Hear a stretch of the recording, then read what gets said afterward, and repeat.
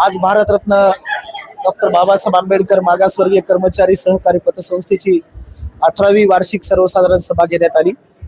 या सभेसाठी प्रमुख मार्गदर्शक म्हणून आदरणीय सुनीलजी सौंदरमल साहेब, Aadhaar multi state cooperative society Majalgaon यांची प्रमुख मार्गदर्शक म्हणून उपस्थिती लाभली।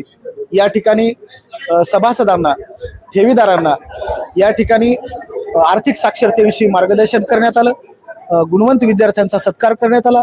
सेवानिवृत्त कर्मचाऱ्यांचा आणि शिक्षकांचा सत्कार करण्यात आला। या ठिकाणी बहुसंख्य अशी सभासदांची उपस्थिती या ठिकाणी लाभलेली आहे आणि सर्व सभासद या ठिकाणी पतसंस्थेच्या कामावर खुश आहे।